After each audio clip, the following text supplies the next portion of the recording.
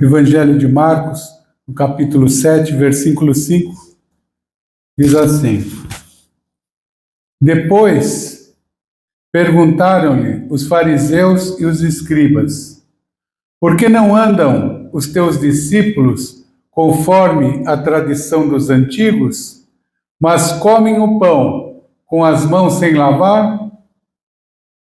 Marcos capítulo 7, verso 5. Depois perguntaram-lhe os fariseus e os escribas: Por que não andam os teus discípulos conforme a tradição dos antigos, mas comem o pão com as mãos sem lavar? Agora eu vou ler mais uma vez, você repete bem alto e bem forte. Depois perguntaram-lhe os fariseus. E os escribas. Por que não andam os teus discípulos? Conforme a tradição dos antigos? Mas comem o pão. Com as mãos sem lavar. Mas comem o pão. Com as mãos sem lavar. Agora você que crê, vamos aplaudir a palavra do Senhor. Enquanto você aplaude, diga glórias ao teu nome, Senhor. Pai soberano, bendito e amado, diante da tua palavra, Senhor, eu oro, porque queremos, Senhor, que o Senhor fale ao nosso coração. Então, envia agora a tua palavra e fala com cada um de nós aqui reunidos, com aqueles que ouvem à distância, mas que essa palavra vá e produza fruto para o qual está sendo enviada. No nome santo de Jesus. Amém. E graças a Deus. Aleluia. Oh, glórias. Quando a gente lê essa palavra de uma maneira simples, a gente imagina que os discípulos de Jesus, eles foram ali comer o pão, estavam trabalhando, andando, e foram lá, não lavaram a mão, simplesmente pegaram e comeram. A ideia que nós temos é essa. Mas quando está falando aqui de lavar as mãos, disse aqui, olha, conforme a tradição dos antigos. Então, não é que os discípulos de Jesus não lavavam as mãos, estavam ali cheios de poeira, naquele deserto andando, e de repente sentavam e iam comer de qualquer forma, e não lavavam a mão, não tinham higiene. A ideia parece essa. Mas aqui, quando ele fala sobre a tradição dos antigos, nós temos que entender que lá no livro de Êxodo e Levítico, Deus tinha dado uma série de ordenanças, quando aqueles judeus, eles tocavam em alguém morto, eles eram considerados imundos. Então eles tinham que fazer um ritual de purificação. Se eles tocassem alguém leproso, da mesma maneira, eles eram considerados imundos. Então eles tinham que fazer um cerimonial de purificação. E outros cerimoniais que eles estavam. E aqui nós estamos falando dos fariseus e dos escribas. E esses fariseus e esses escribas, eles foram além disso, dizendo, não, nós vamos fazer aqui um ritual. Então era um ritual judaico. E a gente sempre tem que lembrar que aqui Jesus estava pregando para o povo judeu, que tinham as leis de Moisés. E nesse ritual, que não era exigido por Deus, chama o ritual de Netilá e Adirim, que é um ritual judaico. Eles tinham que lavar as mãos antes das refeições, mas foi um ritual que foi desenvolvido pelos fariseus, pelos rabinos daquela época, como parte daquilo que é chamado tradição dos anciões, mencionado aqui por Jesus. Então não era algo que Deus tinha estipulado. Eles acharam de dizer, não, vamos fazer dessa maneira, que é melhor, vai agradar a Deus. E esse ritual, ele tinha muitas fases. Então eles tinham que usar um recipiente especial, a água deveria ser derramada de um copo ou de uma jarra sobre as mãos. Esse derramamento da água tinha que ser 3 vezes, então eles tinham que derramar a água uma vez, ensaboar lá, não era esfregar as mãos, não ensaboar. Outra vez, esfregar as mãos e outra vez. 3 vezes eles tinham que repetir. E depois, após a lavagem, eles recitavam uma bênção, que eles diziam que era a bênção segundo a tradição judaica dos anciãos. Essa bênção, eles falavam ali, Baruch Adonai Eliyahu Menashe, que quer dizer, bendito és tu, Senhor, o nosso Deus, o Rei do Universo, que nos santificou com seus mandamentos e nos ordenou sobre a lavagem de mãos. Eles criaram isso, uma parte de religiosidade, que não era algo que veio de Deus. E depois que eles praticavam esse cerimonial, eles então iam comer, e até a hora que eles fossem comer, eles não abriam a boca, eles ficavam com a boca fechada, para não se contaminar com palavras também. Esse ritual de lavagem de mão judaico é que Jesus disse, não, isso não é da vontade do meu Pai. Vocês criaram isso para satisfazer o desejo do coração de vocês. Vocês acham que por fazer isso, vocês estão agradando a Deus, mas é algo que é um preceito humano, não é algo que vem de Deus. Então você pega por aí e você começa a analisar, segundo aquilo que nós observamos, quantas religiões que criam as suas tradições e os seus rituais, como se fosse algo que estivesse agradando a Deus. E as pessoas então vão praticando aquilo e elas acham que elas estão melhores do que aquele que não pratica. Dentro da igreja, existe irmãos que têm o hábito de jejuar todo dia, outros que não. Aqueles que fazem, por exemplo, esse sacrifício do jejum, não, eu estou mais santo do que o que não praticou jejum. Eu estou melhor diante da presença de Deus.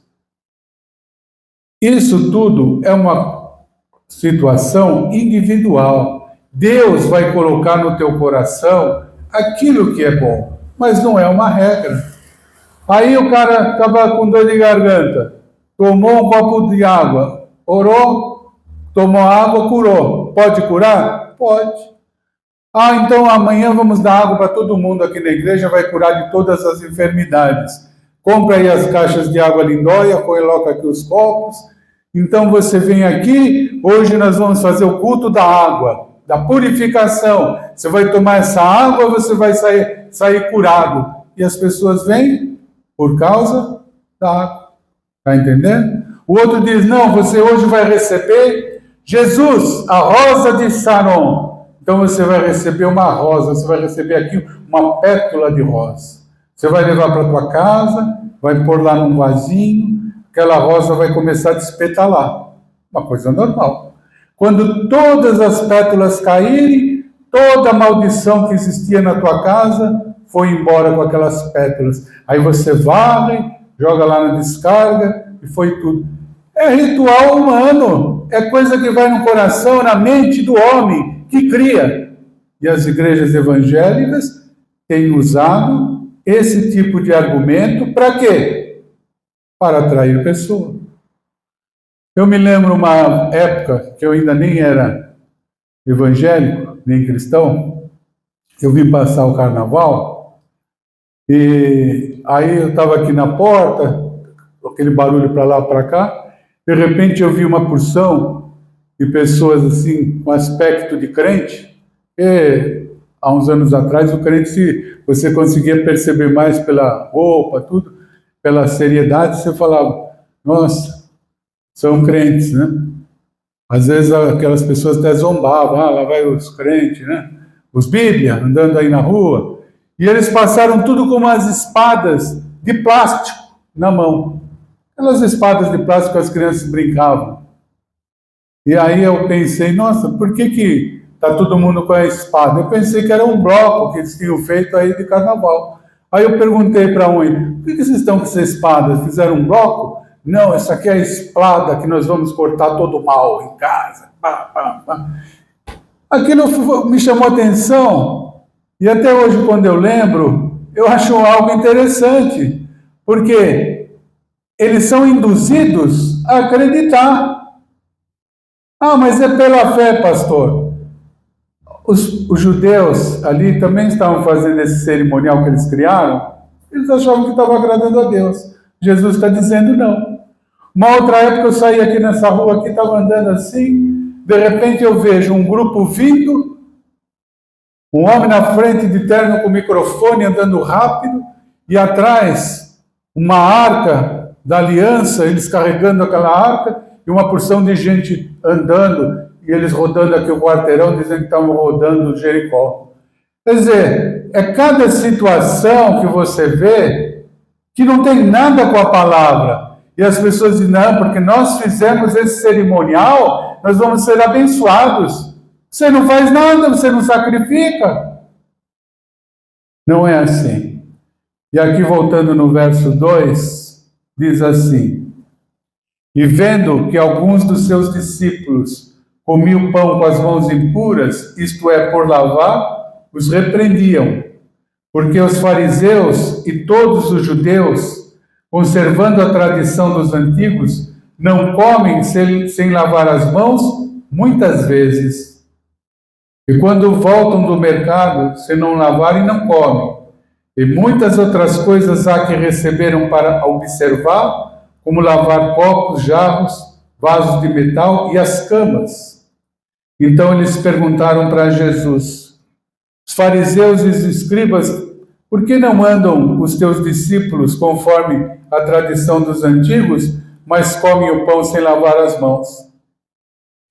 Verso 6. Respondeu Jesus: bem profetizou Isaías acerca de vós, hipócritas. Como está escrito: este povo honra-me com os lábios, o seu coração, porém, está longe de mim. Mas em vão me adoram, ensinando doutrinas que são preceitos de homens. Está entendendo o que Jesus diz? Eles adoram da boca para fora, fazem tudo isso, fazem esses rituais, aqui a purificação, são preceitos de homens, mas o coração está longe de mim. Ou seja, se você não tiver o coração para Jesus, você pode fazer o ritual que você quiser. Você pode vender a tua casa, colocar todo o dinheiro aqui na arca. Não vai resolver nada. Por quê? Porque Deus olha aqui, ó, coração. Aqui, quando eles fazem isso, eles vão questionar Jesus. O que Jesus diz? Bem profetizou Isaías acerca de vós, hipócritas. Ou seja, Isaías já tinha previsto que vocês iam agir dessa maneira. O que quer dizer hipocrisia? Aquele que finge uma coisa e não é. E nós temos que tomar muito cuidado e observar para que a gente não se torne dessas pessoas desse nível. Porque muitas vezes o crente começa a julgar todo mundo. Ah, esse aqui está fazendo isso, esse aqui tem esse comportamento. Ah, eu venho aqui, esse pastor está pregando aí de bermuda, não tem, sabe? Não, é uma coisa que cada um tem o seu compromisso. Claro que ninguém vai vir para o culto, para a reunião sem camisa, desrespeitando. Não. Quando você vem para Deus, se você sente-se bem, e meu irmão veio de gravata, ótimo, Deus recebe. Mas isso não quer dizer que eu não estou numa condição menor, você diminuído, se entrar aqui alguém pobre, humilde, que não tenha nenhuma vestimenta, nós não vamos ficar, sabe? Ah, esse não pode ficar lá. Hoje as igrejas colocaram um espaço VIP. Quer dizer, a pessoa que chega com o carrão, para na porta. O outro que chega de bicicleta ou a pé, lá longe, lá escondidinho. Você sabe que uma vez eu vivi isso num restaurante. Acho que você lembra disso. Esse mesmo jipinho que eu estou com ele, eu tenho ele há uns mais de 40 anos quase, né? E ele estava com a capota toda rasgada. Meu cunhado foi em São Paulo, ele foi de Ribeirão Preto, e ele falou assim, vamos lá numa churrascaria comer, que eu vou pagar para vocês, tudo. Eu falei, vamos. Aí peguei as crianças, ela, meu cunhado, e fomos. Aí cheguei lá na churrascaria que ele escolheu lá, tinha uma vaga bem na porta. Entrei com o meu jipinho, parei, desci, sentei na mesa e o jipinho ficou lá na porta.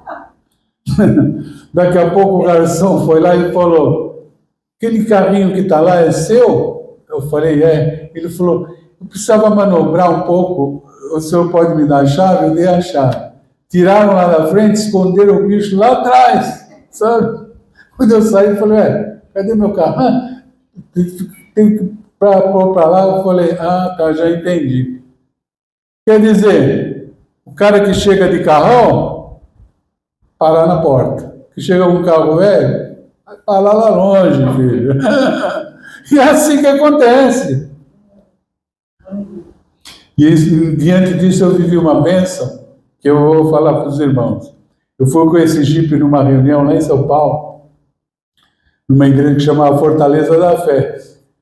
Tinha uma vigília. E aí nós fomos, foi eu, a Edilena e as duas meninas pequenininhas.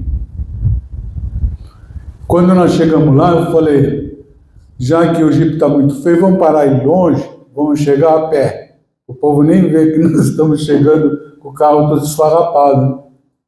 E aí nós entramos e sentamos lá, bem na frente. Tinha ido um pastor do Rio de Janeiro, ele falou, olha, Deus está me revelando que alguém aqui vai receber a chave de um carro, né? E quando eu entrei lá, eu falei, Deus, hoje o Senhor podia me abençoar para me trocar de carro, parar com esse negócio, Senhor, com esse carro todo quebrado, tudo, Senhor. Pois é, quando ele falou, eu falei, é a minha bênção. Peguei. Depois de um mês eu estava com outro carro. Quer dizer, as coisas de Deus são assim, quando tem aquela palavra rema que vem, você toma posse da bênção e crê, você recebe. Porque tudo é possível ao que crê. Nós temos que exercitar a nossa fé de uma maneira correta. Agora, os religiosos, eles fazem essas coisas, eles vão atrás disso, daquilo, tanta situação que eles criam para enganar, para chamar as pessoas. E as pessoas estão indo lá. Hoje é a reunião especial, todo mundo vai quebrar o óculos e vai sair sem óculos. Foi feito isso numa reunião lá no Maracanã. Quebraram milhares de óculos. Na semana seguinte, acho que as óticas não ficaram tão agradecidas nunca como ficaram naquela ocasião. Porque todo mundo que quebrou óculos, na semana seguinte teve que ir lá fazer um óculos consertar. Por quê? Não teve um milagre na baciada. O milagre é individual. Não tem esse negócio que nem, sabe, a baciada, você vai na feira, vamos comprar aqui uma bacia de pepino, uma bacia de tomate. Vamos aqui, o culto vai ser a reunião da baciada.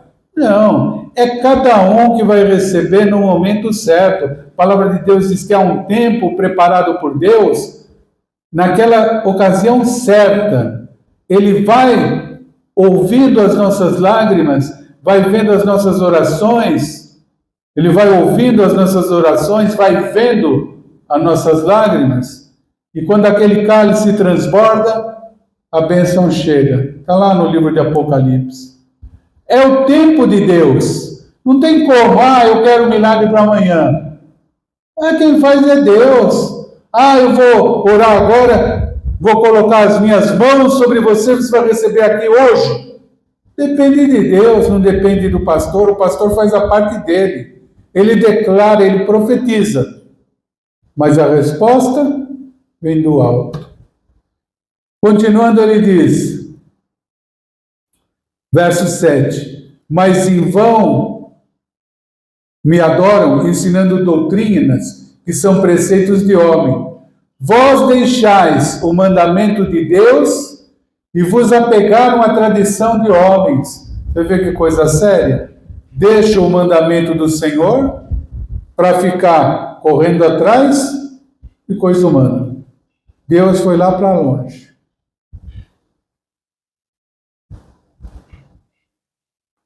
Disse-lhes ainda: bem sabeis rejeitar o mandamento de Deus para guardares a vossa tradição. Então muitas pessoas têm isso de tradição. Eu nasci num lar católico. Minha família toda era católica. Eu vou morrer católico. Eu não posso me converter ao cristianismo. Eu não posso me tornar um evangélico. Minha família toda era de espíritas. Eu vou continuar. A salvação é individual. Quantas pessoas, por causa de tradição familiar, vão ser condenadas, porque não abrem o coração para o novo. Vós deixais o mandamento de Deus e vos apegaram à tradição de homens. Disse-lhes ainda: bem sabeis rejeitar o mandamento de Deus para guardares a vossa tradição. Pois Moisés disse: honra ao teu pai e à tua mãe, e quem maldisser ao pai ou à mãe, certamente morrerá. Mas vocês dizem: se um homem disser ao seu pai ou à sua mãe, aquilo que poderia aproveitar de mim é corbã, isto é oferta ao Senhor. Não mais lhe permitir fazer essas coisas por seu pai ou por sua mãe, invalidando a palavra de Deus pela vossa tradição que vocês transmitem, e também muitas outras coisas semelhantes. O que eles faziam? A lei de Moisés, ela determinava que eles tinham que amparar o pai e a mãe. Então, se você tivesse uma plantação, você recebeu um lucro. Parte daquilo era para o teu pai que estava idoso, para a tua mãe. Você separava algo para cuidar do papai e da mamãe. Como eles não queriam dar para o pai e para a mãe, que falavam que esses velhos só dão despesa, e eram os judeus que falavam que eram de Deus. O que eles falavam? Isso aqui é reservado para o Senhor, é o corbã. Então nós não vamos dar para o nosso pai, nós não podemos não. Que de maneira alguma nós não vamos dar. Esse termo corbã, ele vem do hebraico. Significa oferta, ou presente dedicado a Deus. No contexto do judaísmo do primeiro século, era uma prática onde uma pessoa declarava que os seus bens, o seu dinheiro, estavam consagrados ao Senhor, tornando inacessíveis para qualquer uso. Então eles encontraram o quê? Uma desculpa. Isso aqui que era para cuidar do meu pai, da minha mãe, não vou usar não. Isso aqui é consagrado a Deus. Eu vou dar para Deus, eu vou dar lá na igreja. E Jesus disse: vocês são muito fingidos mesmo. Vocês estão maltratando o pai e a mãe. Vocês não seguem aquilo que disse meu pai na lei de Moisés. Mas vocês querem repreender quem não fez o cerimonial da purificação das mãos que vocês mesmos criaram.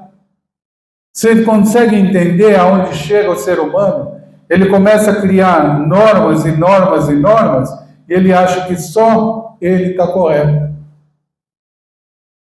Você pega, por exemplo, a igreja presbiteriana. Eles falam que as pessoas são o quê? Escolhidas por Deus para salvação. Então, as pessoas que vão ser salvas, elas já têm aquele chamado especial. A salvação não é para todos. Então, só quem é da igreja presbiteriana é que vai ser salvo. Por quê? Porque a igreja presbiteriana ela tem uma janela melhor para o céu. Ela tem um contato melhor para o céu. Então você, por exemplo, está numa igreja evangélica. Mas se você tiver esse chamado, então o que vai acontecer? Antes de você morrer, você vai bater lá na porta deles. Aí você se converteu. Você pega a igreja da... Como chama aquela que tem ali? Adventista. Também Ellen White. Ela reescreveu a Bíblia. Então tem os livros e os dogmas da Ellen White. Se você é um crente, você então vai seguir aquilo que eles determinaram. Se você não segue aquilo, você não vai entrar no céu. Primeira coisa, a Bíblia fala que Deus é o Senhor de todos os dias. Para Ele, se você não guardar o sábado, você está condenado. Tradição humana. Se Jesus fosse lá, o que Jesus ia dizer? Raça de hipócritas. Vocês guardam o sábado, mas não guardam o meu mandamento. É uma realidade. Infelizmente, não é que nós estamos aqui para falar dos outros. Ah, pastor, por que você não pega a palavra só e deixa os outros para lá? Porque se eu não pregar a verdade, e eu estou pregando aqui para nós, e estou gravando, e muitas pessoas vão ver lá na internet, muitas pessoas vão continuar no caminho do erro. Mas talvez elas ouvindo uma verdade, elas vão acordar e não vão cair nessas falsas doutrinas que são criadas por homem. Essa é a realidade. O que Jesus disse lá em João 8,32? Aquilo que o ex lá dizia: e conhecereis a verdade, e a verdade vos libertará. Você está conhecendo a verdade. Se você tivesse inclinação, talvez para ir lá na Adventista, você não vai mais. Na Presbiteriana, não vai mais. Por quê? Porque são igrejas que se transformaram em seitas. Congregação cristã. Nós não precisamos estudar a palavra. Nós abrimos a boca e o Espírito Santo nos enche. O ancião está com a palavra. Então entra lá 4, 5 pessoas, geralmente homens, né, que pregam lá. E aí o líder vai falar: hoje a palavra está com você. Ele vai lá na frente e prega. Estudou? Não. Só que se você não estudar, você não pesquisar e não buscar, você não vai saber que esse ritual dos judeus de lavar as mãos era dessa maneira. Você vai entender o quê? Ah, eles estavam repreendendo porque eles não lavavam a mão. Ah, eles comiam de qualquer jeito. Ah, tudo porco, os discípulos de Jesus. Vão com as mãos sujas, ele senta lá e come. De qualquer jeito. Está com a mão de pó, está com a mão lá, que andou lá no deserto. Ah, vamos comer aqui, está com Jesus, está tudo bem. Não era assim. Entendeu? E as pessoas têm que estudar para entender. Porque quando você vai aprendendo, você vai conhecendo a verdade e ela vai te libertando. De libertando do quê? De tanta baboseira que é criada. Então, uma igreja que fala que você não precisa estudar a palavra, está fora. Uma igreja, que eu estava falando da congregação cristã, que diz que se você for para lá e você já foi batizado, não vale, você tem que batizar lá com eles. Carta aos Efésios, capítulo 4, diz: um só batismo, um só Senhor. Você foi batizado, você creu, está válido. É você e Deus. Agora eles não tem que batizar aqui. Por quê? Eles querem que você negue tudo aquilo que você aprendeu antes. Só a partir daquilo que eles colocam na tua cabeça vai ser a verdade. Infelizmente, essas são as religiões que Jesus, se estivesse hoje aqui, ele iria condenar. Mas vós dizeis: se um homem disser a seu pai ou a sua mãe aquilo que poderia aproveitar de mim é corbã, isto é oferta ao Deus. Não mais seja permitido fazer alguma coisa por o meu pai ou por minha mãe, invalidando assim a palavra de Deus pela vossa tradição, que vocês transmitiram também muitas outras coisas semelhantes a essa. E chamando a si outra vez a multidão, disse: ouvi-me vós todos e entendei. Nada há fora do homem que entrando nele possa contaminá-lo, mas o que sai do homem, isso é o que contamina. Se você pegar isso aqui também de uma forma literal, numa tradução simples, olha o que Jesus disse: nada há fora do homem que entrando nele possa contaminá-lo, mas o que sai do homem, isso contamina. Está falando de uma maneira espiritual. Agora, se você pensar: nada pode me contaminar porque está aqui na Bíblia, Você vai pôr a mão lá no doente, está com hepatite C, você tem contato, você pegou. Está entrando da onde? De fora. Covid, da onde que você pegava? Do vírus que estava lá no ar, nas pessoas, entrava em você contaminado. Nada fora do homem que entrando nele possa contaminá-lo. Mas o que sai do homem, isso é que contamina. Jesus errou? Não. Ele está falando de uma forma espiritual. Está entendendo? E ele mesmo explica aqui. Só que as pessoas muitas vezes pegam uma coisa, Jesus disse que ali nada pode contaminar, eu posso fazer o que eu quero. Se tomar alguma coisa mortífera, não causará dano algum. Jesus falou isso. Então toma um copinho de racumim ou de veneno de rato, você vai ver se você vai sobreviver. Faz uma prova. Quer dizer, as coisas não são assim literalmente. Você tem que ter o olhar espiritual. E por isso que Jesus disse, se alguém tem ouvidos para ouvir, ouça. Depois, quando deixou a multidão, entrou em casa, os seus discípulos interrogaram acerca da parábola. Respondeu ele, mas vocês também estão sem entender? Não compreendeis que tudo o que de fora entra no homem não pode contaminar, porque não entra no coração, mas entra no ventre e é lançado fora? Assim declarou puro todos os alimentos. E prosseguiu, o que sai do homem é o que contamina, pois é do interior do coração dos homens que procedem os maus pensamentos, as prostituições, os furtos, os homicídios e os adultérios, a cobiça, as maldades, o dolo, a libertinagem, a inveja, a blasfêmia, a soberba e a insensatez. Todas essas mais coisas procedem de dentro e contaminam o homem. Agora nós entendemos melhor. O que Jesus quis dizer? Que tudo procede do teu coração. A boca fala o que o coração é cheio. De nada adianta alguém ir lá na plateia e falar, não, eu sou um temente a Deus, eu creio em Jesus, eu vou na igreja, eu me ajoelho, eu peço uma consagração, peço que orem por mim, que intercedam. O outro diz, não, eu prego, eu falo, eu louvo maravilhosamente bem. Mas se o coração estiver impuro, contra a vida, contra o autor da vida que é Jesus, essa pessoa não é de Deus. Ela é o quê? O típico fariseu do tempo de Jesus, raça de víboras e hipócrita. Essa raça de víboras que Jesus falou direto para os fariseus, eles estavam onde? Na sinagoga. Estavam ali reunidos no sabá, fazendo o cerimonial de purificação, com a barba até a cintura, com aquele cabelinho preso. Você olhava assim e você falava, nossa, que homem consagrado, que situação que essa pessoa vive, ele parece um santo.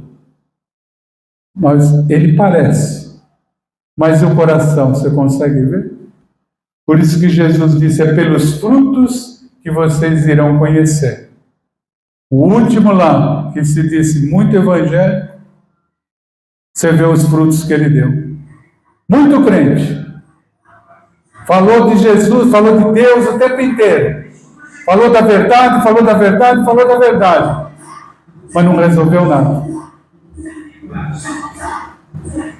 Quando nós pegamos uma palavra como essa, nós temos que pegar e pensar o que essa palavra pode trazer para nós nos dias atuais. E nós temos que refletir se muitas vezes nós não damos desculpas para fazer a coisa certa por causa de uma tradição, por causa de uma religião, por causa de um costume que foi criado na nossa vida. Lá quando nós éramos criança, adolescente, nascemos num lar, por exemplo, que era de uma religião espírita. Hoje nós ouvindo aqui, sabemos que não é vontade, não é aquilo que Deus expressa na palavra. Mas nem isso pode se falar. Por quê? Há discriminação. Palavra de Deus é que fala, não é o pastor, não é o líder que fala, não é ele que acha. As pessoas me perguntam, o que você acha, por exemplo, dos homossexuais? Não acho nada. O que eu vou achar? Você acha que eu tenho que achar alguma coisa? Não.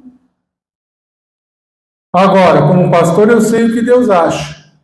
Deus não aprova. Ah, mas é o amor. Não é o que está na palavra de Deus. Agora, particularmente, cada um tem a sua maneira de agir.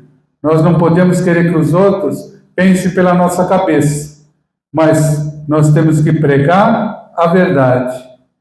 Nós não podemos justificar a falta de amor ou compromisso com as pessoas com aparência de santidade, que é aquilo que eles faziam. Não posso ajudar meu pai e minha mãe, porque isso aqui está reservado para Deus. Parecia que eles eram assim, uma coisa tão importante. Não, essa quantia eu não posso ajudar ninguém. Isso aqui é para Deus. Ora, você vê um necessitado, você fala, não, eu não posso ajudar em nada, porque eu tenho que dar lá na igreja? Você acha que é o que Deus quer? Não. Todo sacrifício, diz lá em Hebreus, é o sacrifício realizado na cruz por Jesus. Esse sacrifício é o que Deus aprova, é o que Deus recebe, é o que é válido para nós. O nosso sacrifício hoje é nós se humilharmos perante a presença do Pai e dizer, Senhor, se não for a tua graça, a tua vontade e o teu amor para comigo, eu estou perdido. O próprio apóstolo Paulo disse, o bem que eu quero, eu não consigo, nem eu faço. Mas o mal que eu não quero, quantas vezes eu pratiquei. Assim somos nós, míseros pecadores, que se não fosse a boa mão de Deus, o favor de Deus e a graça de Deus, estaríamos perdidos. Mas quando nós observamos a palavra, Jesus nos ensina que a verdadeira fé, ela se expressa no amor e na sinceridade com aquilo que nós praticamos segundo a palavra de Deus. Coloca a palavra de Deus em primeiro lugar e você vai ver a glória de Deus sendo derramada na tua vida. Vamos, Deus e nosso Pai, te agradeço, Senhor, pela tua palavra, porque a tua palavra, Senhor, ela nos transmite a verdade, ela nos livra, Senhor, do penhor humano, de tradições, de rituais que não são requeridos pelo Senhor, mas ela nos ensina, Senhor, a te buscar em espírito e em verdade. E quando nós fazemos isso, então a presença do Senhor, ela é derramada sobre o nosso coração e o teu próprio Espírito Santo vem confirmar aquilo que é a verdade para que possamos andar em segurança. Segurança, Senhor, porque o Senhor é por nós, que nós venceremos porque o Senhor está ao nosso lado. Nós nunca estamos só, porque a tua presença, ela é gloriosa dentro do nosso ser, através do teu Espírito Santo. E é Ele quem nos guia para a verdade, quem nos abre o entendimento, quem nos ajude. E é por isso, Senhor, que eu oro e intercedo agora por cada irmão e irmã que está aqui, por aquele que está ouvindo à distância, para que todos possam assimilar a tua palavra, receber com alegria aquilo que o Senhor disse. Porque se nós fizermos isso, em Cristo, nós seremos mais do que vencedores, porque obedecemos a tua palavra, obedecemos os teus mandamentos, e a tua glória é derramada sobre aquele que ouve e obedece a tua palavra. Então estende agora as tuas mãos, Senhor, e toca-nos, Senhor, com as tuas mãos santas, e nos consagra, meu Deus, para que nós sejamos obedientes, sejamos tementes e com reverência à tua presença, que nós possamos ter força para lançar fora toda a tradição, todo o engano do ser humano, tudo aquilo que um dia foi colocado como uma tradição religiosa dentro do nosso coração, mas que caia por terra e que a tua presença venha limpar, purificar o nosso ser, para que nós possamos adorá-lo em espírito e em verdade, conforme o Senhor busca. Então, meu Pai, derrama agora do teu Shekinah e abençoa cada um que está aqui. Abençoa aqueles que ouvem à distância e age poderosamente. Nos dá, Senhor, uma semana de vitória, uma semana de bênçãos, uma semana de paz. E ajuda-nos, ó Deus, a estarmos sempre buscando a tua presença com alegria e com interesse de coração. Que assim seja, para a glória do teu nome. Nós oramos e agradecemos, e amém, e graças a Deus. Erga a mão ao alto, que o Senhor te abençoe e te guarde, que o Senhor faça resplandecer o seu rosto sobre ti e tenha misericórdia de ti, que o Senhor sobre ti levante o seu rosto e te dê a paz. Vamos aplaudir Jesus. Oh, glória, aleluia, Senhor. Obrigado, meu Deus. Aleluia, aleluia.